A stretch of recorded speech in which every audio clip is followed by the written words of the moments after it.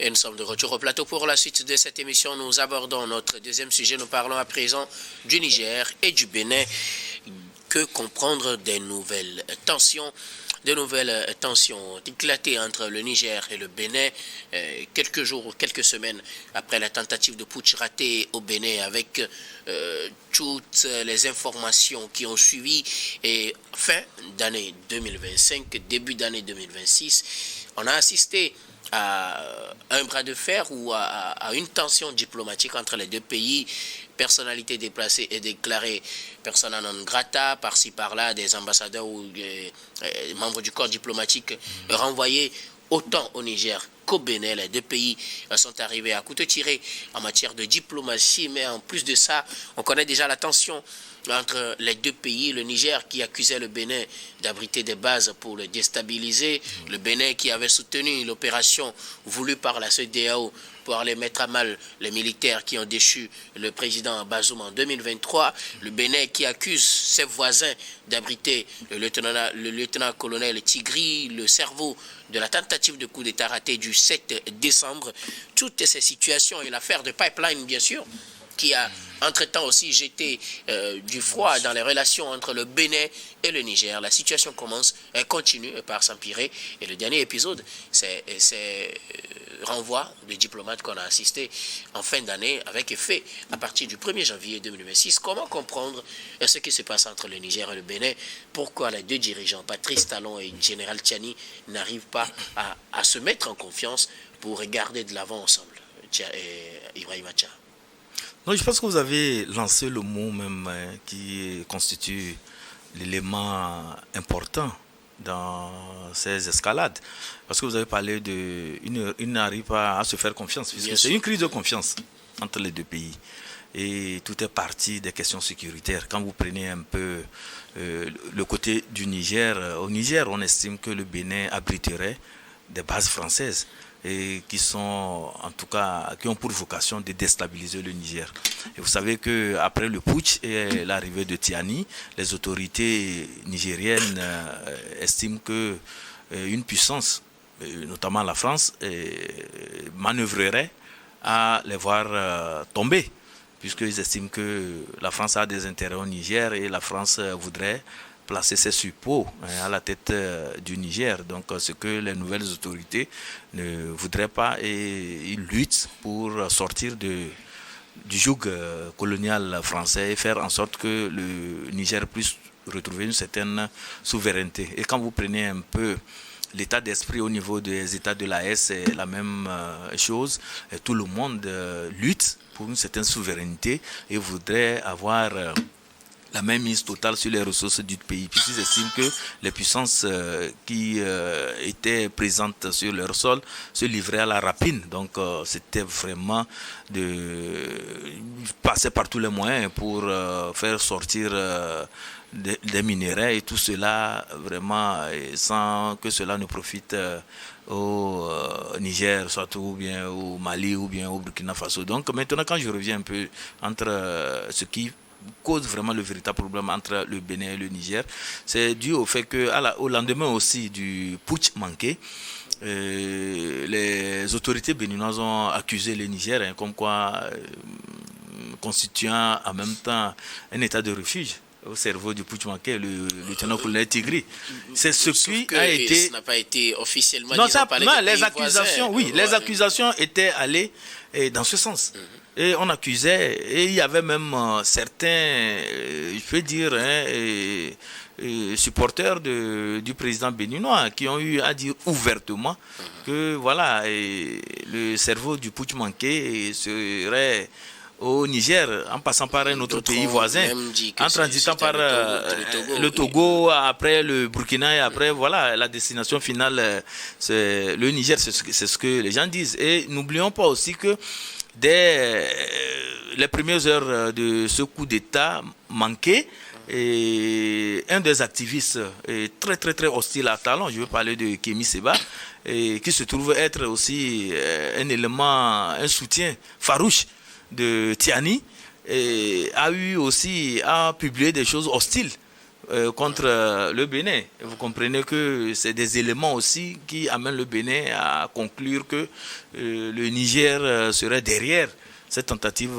de coup d'État manqué dans le pays où carrément le Bénin et le Niger seraient peut-être en intelligence avec ceux qui ont préparé ce coup. Donc voilà des éléments qui amènent les deux pays à se regarder en chaîne de faïence. Il faut avoir le courage de le dire. Et vous avez aussi rappelé l'épisode du putsch manqué lorsque la CEDEAO avait décidé d'intervenir militairement au Niger. Le putsch de 2023, le putsch réussi. Le putsch réussi. Autant pour moi, je veux parler du coup d'État contre Bazoum au Niger. La CEDEAO avait décidé d'intervenir militairement là-bas et donc cela a été mal vu par les autorités, les nouvelles autorités nigériennes, et surtout que le Bénin était vraiment très engagé à aller sur ce terrain de coups de force contre les nouvelles autorités au niveau du Niger. Et c'est le Bénin qui a été le premier à fermer sa frontière avec le Niger pour respecter le blocus imposé par la CEDEAO. Donc il y a tous ces éléments-là qui ont entraîné de la méfiance entre ces deux États. Et vous avez vu l'escalade, c'est tout récemment, lorsque le Bénin, à partir de certains éléments non communiqués, a demandé à ce que les deux diplomates nigériens plutôt étant sur le sol béninois puissent quitter. Et la réciprocité aussi a été appliquée par le Niger qui a demandé à un officiel, à un diplomate béninois de quitter aussi son sol. Mais au-delà de tout, c'est l'enjeu sécuritaire puisque quand nous parlons des puissances étrangères, le Niger accuse le Bénin d'abriter des bases françaises. Et au niveau de l'AES, c'est bien dit que il y a les légionnaires qui sont bien installés au niveau du Bénin et ils indexent même Calavi où il y aura une fraction là-bas et Porga aussi il y aura une fraction là-bas et on parle aussi d'une autre zone un peu vers vers Malanville. Donc voilà des accusations qui amènent à Kandi aussi bien évidemment. Donc on estime que ces légionnaires là, en tout cas que l'AS appelle Wagner version française, qui sont là-bas et certains estiment que c'est des forces militaires françaises, mais d'autres estiment que c'est un groupe aussi comme des mercenaires, comme l'État français aussi a eu à attaquer Wagner de mercenaires et de forces qui voudraient déstabiliser aussi certains pays au niveau de la sous-région ouest africaine. Donc surtout la présence de ces puissances-là constituait une menace directe à la sécurité des États de l'AES, surtout principalement le Niger. Le Niger estime que ces bases-là qui sont installées visent à mener des actions de déstabilisation sur son territoire. Et donc, dans ce schéma, on ne peut que s'attendre à une inimitié entre le Niger et le Bénin. Donc, Tchani doit voir en tout cas en son voisin comme quelqu'un qui serait de mèche avec les forces impérialistes qui tentent par tous les moyens pour déstabiliser le pays, voire prendre le contrôle du pays, ce que l'AES essaie d'une manière ou d'une autre de contrer en prenant aussi d'autres initiatives. Donc grosso modo, il faut dire tout simplement que la tension entre le Bénin et le Niger s'explique d'abord par un enjeu sécuritaire et là, sur le plan économique et diplomatique, les autres ne font qu'enjoliver la tension qui couvait depuis le putsch réussi par Tiani contre Bazoum. Tu remontes donc au putsch de 2023, selon vous, Ibrahim Acha. Bien évidemment. Je donnais ce qu'on peut comprendre de cette tension entre ces deux voisins, entre-temps membres de la même communauté, puis aujourd'hui membres de deux communautés différentes. Non, vous voyez, je reprendrai par là où Acha a chuté. La relation entre ces deux pays aujourd'hui souffre des reliquats nocifs de la fébrilité de la branche politique de la CEDEAO. Vous savez, depuis le coup d'État de novembre, je crois, de 2023 dernier, qui a vu le renversement de Bazoum, les deux pays déjà avaient commencé par se voir anciens et défaillants à cause de certains nombres de raisons qu'ils évoquent, mais les derniers événements ont beaucoup plus mis la scène à la place publique en parlant de cette position inconfortable qu'a tenu un des conseillers du président Tiani, notamment Kémy Séba, que je respecte très bien de par ses engagements et ses positions en faveur de l'Afrique et aussi des Africains opprimés. Malheureusement, je pense que quelque chose a cloché un peu avec sa sortie précoce sur l'événement malheureux qui a frappé le Bénin. Et du coup, il est de bon ton qu'une analyse aussi claire et précise soit faite pour dire si lui qui est proche du pouvoir nigérien se réjouit et frotte les mains de ce malheur qui a failli atteindre le Bénin, alors cela voudrait dire que la tête nigérienne en est pour quelque chose, alors que cela ne devrait pas être le cas. Et pour moi, c'est regrettable de voir ces positions aujourd'hui s'endurcir jusqu'à ce qu'on aille à des chaises diplomatiques qui, on ne sait jusqu'où cela devra arriver. Deux pays frères partageant les mêmes frontières. Nous l'avons vu au cas de tentatives d'intervention prônées par la CEDEAO, eh bien, le Bénin a été l'un des pays zélés, bon, je ne dirais pas zélé, mais actif dans la mise en exécution des sanctions de la CEDEAO. Et ça, les Nigériens avaient gardé ça avec une triste souvenir et c'est de droit, jusqu'à ce que les frontières béninoises ne soient ouvertes d'une manière ou d'une autre. Je pense que le Bénin aussi a été victime d'une sorte de soubresaut au sein de la CEDEAO, parce qu'il y a une décision qui a été prise par la CEDEAO, mais malheureusement on a compris que tous les pays de la CEDEAO à l'époque n'étaient pas sur la même longueur d'onde, et pourtant le Bénin lui prenait au sérieux les actions au sein de la CEDEAO. Aujourd'hui, eh bien, cette faiblesse ou alors cette crise est exposée au vu et au su de tout le monde, et la CEDEAO, l'organisation aujourd'hui, travaille pour reprendre sa chair, mais elle a dû laisser ses plumes, surtout en 2023, avec cette crise qui opposait ou alors qui a renversé Bazoum. Donc, depuis ce temps, je pense que l'histoire a retenu qu'il y avait un ennemi du Niger, c'est bien le Bénin, entre guillemets. C'est ce que l'histoire nigérienne plutôt est en train de dire jusqu'à ce jour. À côté, il y a quelqu'un d'autre, il y a d'autres personnes, d'autres pays également qui auraient pu faire la même chose, mais qui ont dit non, on est des frères, on ne peut pas asphyxier, continuer par asphyxier nos frères du Niger, et donc il y a lieu de faire autrement les choses, et certains en ont profité également pour faire des affaires, c'est de bonne guerre. Et aujourd'hui, je ne pense pas que le Niger a fini de digérer cette manière de faire à laquelle la CEDEAO a poussé le Bénin. Je pense même dans les discours de Talon, entre-temps, Talon était revenu un peu sur ses positions en disant il y a un temps pour se fâcher, mais il y a un temps quand même de laisser tomber les choses et revoir dans l'avenir. Mais est-ce qu'autant que les rancœurs sont tombées, les ardeurs sont retombées? Je pense que non, parce que certains événements soupçonnés continuent toujours par toucher sur les... Oui. Oui, mais vous terminez. Ce que je voulais comprendre dans ce qui se passe actuellement entre ces deux pays, c'est que le Niger à plusieurs reprises a accusé directement le Bénin en citant clairement le Bénin, en donnant même des localités, en lui attribuant des tentatives de déstabilisation.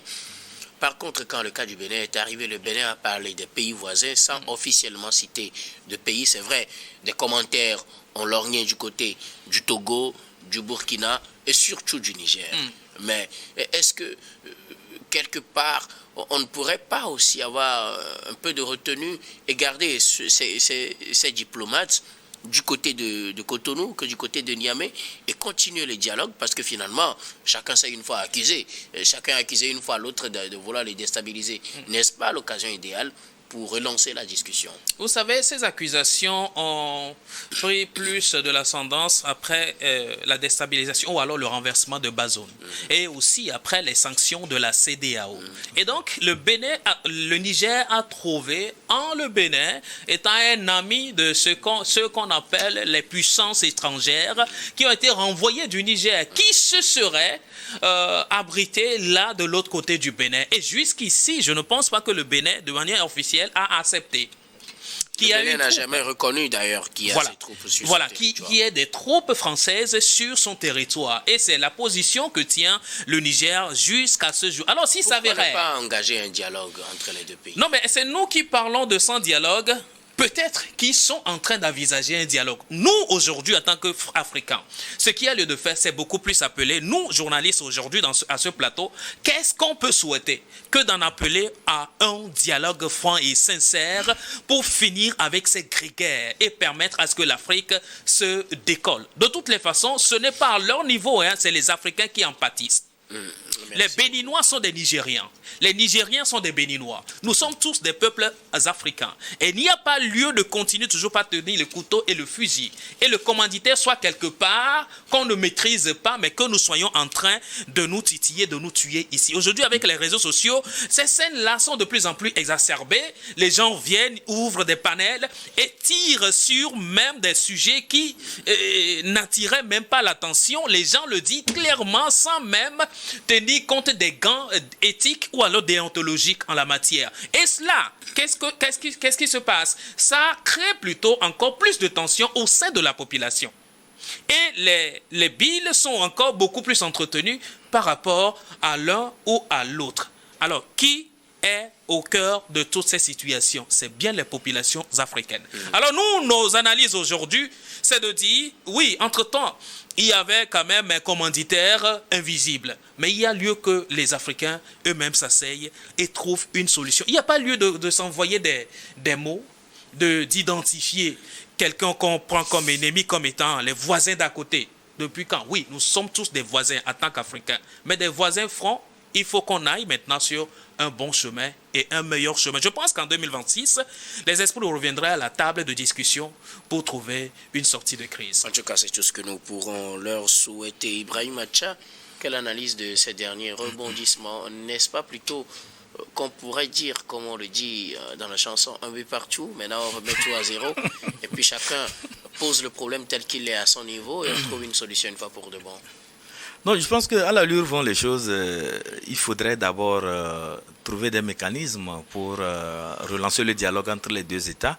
Parce que Dieudonné le disait, quand il parlait des populations qui souffrent, et effectivement, les populations en souffrent.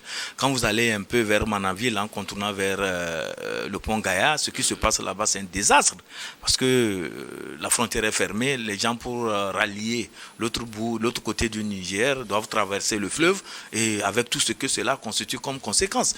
Il y a des navires chavirent là-bas, les embarcations de fortune que les gens utilisent pour la traverser, mais vraiment, c'est à leur risque et péril. C'est des conséquences humanitaires, des voyageurs, de la vie, bien évidemment, qui perdent la vie dans le fleuve là-bas, parce que vraiment, pour la traverser, ce n'est pas aussi ordonné ou bien c'est pas fait. C'est aussi clandestinement que les gens le font, parce que ce n'est pas autorisé. La frontière est fermée. La frontière est fermée. Donc, vraiment, si on arrivait à aller vers le dialogue et ils arrivaient quand même à s'entendre et il y a ouverture de ces frontières. J'ose croire que les peuples frères, parce que c'est des frères, quoi qu'on dise, hein, c'est des peuples frères, pourront continuer leur mobilité. Parce que l'homme humain, avant tout, c'est la mobilité. On doit aller saluer le voisin de l'autre côté, on doit aller voir l'autre famille là-bas. Quoi qu'on dise aussi, il y a aussi des liens qui se sont noués au fil des années entre les Béninois et les Nigériens. Il y en a qui ont pris des femmes de l'autre côté, il y en a aussi qui ont des époux de l'autre côté. Moi, je pense qu'il faut vite aplanir les divergences et essayer de voir comment construire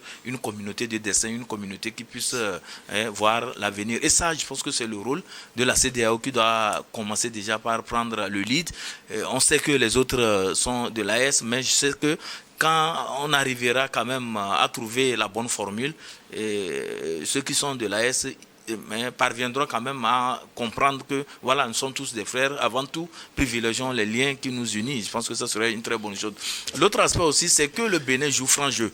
Parce que quand les États de l'AES accusent le Bénin d'abriter les forces étrangères qui auront des visées déstabilisatrices envers l'AES, c'est que les gens aussi, les éléments de l'AES ont des éléments factuels qui mettent en jeu. La dernière fois, quoi qu'on dise, on a dit que c'est le Nigeria qui est venu faire des frappes contre les positions ennemies. Mais la France a revendiqué que c'est grâce à elle que le pouvoir de Patrice Talon n'a pas pu être emporté. Et tout ceci prouve que c'est la France qui était à la manœuvre, c'est la France qui a manœuvré, c'est la France qui a mené, quoi qu'on dise, l'attaque contre le colonel Tigri et ses éléments pour les repousser jusqu'à les amener très loin pour faire échec à ce putsch. Donc, si la France revendique ces éléments, c'est que la France est vraiment présente au Niger, au Bénin, ce qui conforte la position du Niger, la position du Burkina, la position du Mali, comme quoi la France est présente sur le sol béninois et préparerait des attaques contre les États de l'AES. Donc, si le Bénin arrive à jouer franc jeu, à s'expliquer avec ses voisins, parce qu'après tout, nous sommes des Africains, à s'expliquer avec ses voisins que, bon, dans le cadre de mes relations, de ma coopération militaire ou bien de mes relations avec la France, nous avons convenu qu'il y ait des positions françaises aussi sur notre territoire parce qu'il y a ci, parce qu'il y a ci. Mais quand on refuse, on ne reconnaît pas cela. Et que par la suite, les événements démontrent que, évidemment, il y a des raisons de craindre au niveau de l'AES parce que le Bénin abriterait des choses. Je pense que c'est ça qui exacerbe aussi la crise de confiance. Les Français sont venus d'ailleurs, selon la communication officielle, ils seraient venus de la base de Côte d'Ivoire. C'est ce qu'on dit. C'est ce qu'on dit. Mais au niveau de l'AES, on estime que les Français sont vraiment présents sur le territoire béninois et au niveau de l'AES, ils ont cité les villes. Jusque-là, l'État béninois n'a pas pu contredire cela. On a parlé de Calavi, on a parlé de Porga, on a parlé de Kandi. L'État béninois n'a pas pu démentir cela. Merci beaucoup à vous tous pour vos contributions. Je devais ajouter quelque chose? Oui. Moi j'ai dit, il faut que les deux présidents, que ce soit du Bénin, que ce soit du Niger, fassent de temps en temps de petits tours à la frontière pour vivre un peu la situation qui sévit à ce niveau. Est-ce que c'est cela ce que vous voulez pour votre peuple? Est-ce que c'est cela ce que vous voulez pour vos frères et sœurs? Ceux qui meurent dans les fleuves en tentant de rallier le Niger, en tentant de rallier le Bénin à leur risque et péril. Est-ce que c'est ça la vie que vous voulez? De toutes les façons, il y a lieu de faire table rase de certain nombre de choses et d'aller en bon africain. Acha l'a dit, il faut plus de jeux francs, de sincérité. Que personne ne prenne la bouche de qui que ce soit pour manger le piment dans la maison d'un autre. C'est désagréable. À vous tous pour vos contributions. Nous allons marquer la pause pour le journal, puis on reviendra tout à l'heure pour la suite de cette émission.